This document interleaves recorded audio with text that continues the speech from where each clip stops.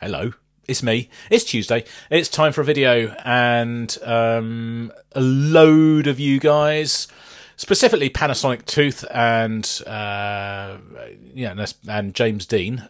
I don't think it's that James Dean, have been requesting Goliath, and that was also recommended by Brendan Wright, who said, if you're going to do the Vool, do Goliath. So I'm going to do the Vool, I'm going to do Goliath. I don't know the song. I do know the Vool, because I've heard them a couple of times before. Themata, I think it was, and Dead Man's Shoes, or Dead Man Walking, I can't remember what it's called. Oh, just Dead Man, that was it. Yes. So I've listened to 2 of their songs. This is going to be number 3. 1, not so good. 2 was amazing. 3, I'm hoping for good things. To be fair, I think the first one was not very good for me to listen to. It was live. It wasn't as tight or as well presented or produced or recorded as obviously a studio version was. However, loads of you guys love them, and you say they're better live than they are in the studio. So who am I to argue? However, this is not a live one. This is a studio. There is no video of this. This is picture. So we're listening to music, which is kind of what you're meant to be doing anyway, isn't it? So, right, let's get this bad boy up. Oh, should I just get a little name check for everybody? So, as I said, Panasonic Tooth. Brendan Wright, Michael Fearon, Chris Savage, Daniel M, James Dean, not that one, Jake G, Taylor Lefevre, Steph Jones 1, Kate Topaz, Leon Russell, Kevin L, Andrew Ishigo, Brendan Dehara. Brendan Dehara. Brendan Dehara. Small guy in a big coat, Mr. Wednesday 23. I don't know what happened to 22, 21, but just 23. Surely there's not that many Mr. Wednesdays on YouTube. Shadow AU92, Tom Swain, Panasonic Tooth, yeah, all over this stuff. Mercab, Based God YD, Anok 1, Slime Fudge. Ooh, nice. Sem, K Topaz again, Panasonic Tooth again. This is Russian, so I can't read this at all. It's Katma Uwakanu. I don't think. Wild Gonales, Stevo 09. Prasa, I can't. There's loads of you. You know, there's pages and pages and pages. So Karnivool is very popular. Let's hope this is. I hope you enjoy it. Goliath. 3, 2, 1. Ooh, straight in.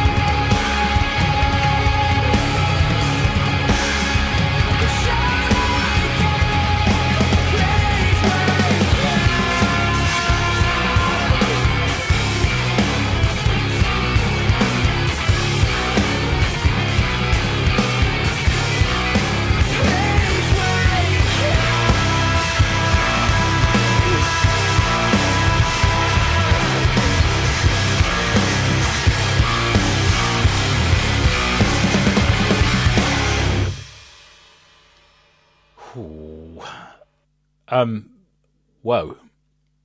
That's pretty spectacular.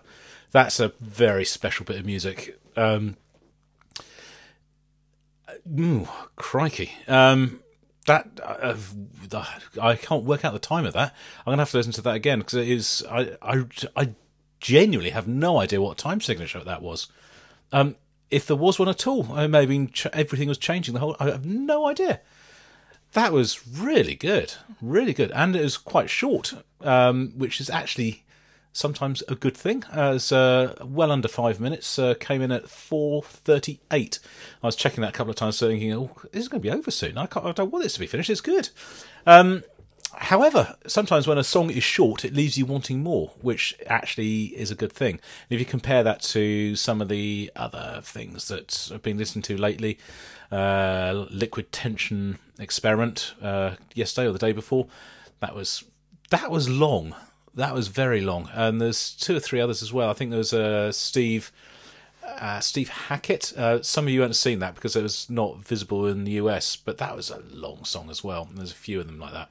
There's so much interest with that rhythm that kind of everything else sort of locks into that and goes with it, and that's the driving force of the thing. It's just so unconventional that it sort of just sucks you in. I was literally just trying to. What the hell is it? I cannot work it out. 6/4 time, 7/4 time, mixes of the two. It might even have been a 9. I mean, I just don't know. I really don't. And that they could play that and keep it in their heads and play interesting rhythms on top of just following a tempo and a time signature is mind-boggling. I do not know how you do that. I just don't know how you can play like that. That's amazing. Really good. I have to say, I'm really impressed with how musically this all fits together. So the bass and the guitars and the drums, obviously in a band, your music's going to fit together. It's got to. But it is absolutely wrapping itself around each instrument, each part that is being played by each instrument is wrapped intrinsically around the other part. So the bass and the guitar and the drums absolutely sort of playing around each other and playing little patterns and games with each other. Almost, it's madness. And the lyrics, the way they fit into it as well. The whole thing is like a little jigsaw puzzle. Pieces all just clicking in and exactly in the right place. It's absolutely astonishingly good songwriting. This, I think, is really, really good. I don't think perhaps they're the most technically proficient musicians on the planet. They're not sort of I'm not doing them a disservice by that. They are very, very, very good musicians. They're not sort of technical metal or what have you, sort of in the veins of some of the bands you hear. But what they do and what they are doing melodically and sort of strong song wise is brilliant, and you just want to keep listening to it. It's evolving and growing and atmospheric and beautiful. And the lyrics. So obviously the music is one part of the song, the singing is a second part, and the third is the lyrics, what is being sung about. I don't really know what it's about. It's going to be a guess, but is this a comment on society where we are all sheep?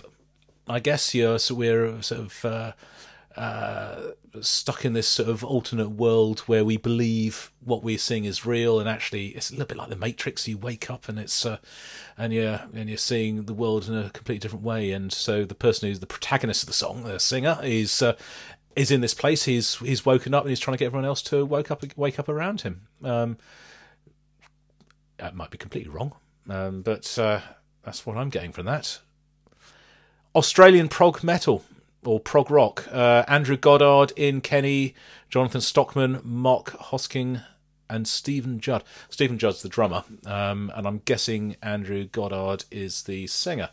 It usually works that way. The first name is the singer at the front of the band, and the last name always is the drummer, sadly. However, Stephen Judd is, and he did a really good job on that. That's great. That's a really, really good bit of music. Love it. Absolutely love it. So Goliath, yes, that's the song. Karnivool is growing on me. a lot. It's gone from meh to, yeah, this is pretty good, to this is absolutely out and out genius. Really like this. Really, really like this a lot.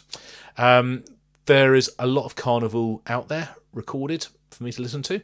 So if you'd like to listen to some more, and like me to listen to some more, or like me to listen to more while you listening to me listening to some more, then tell me what to listen to. There's a lot of listens there. And I'll do it. It won't be the next video I do, because I've got other stuff to listen to as well. But I'm very, very, very glad to have done this. So I hope you've enjoyed this. And until the next time, this is Jim, over and out.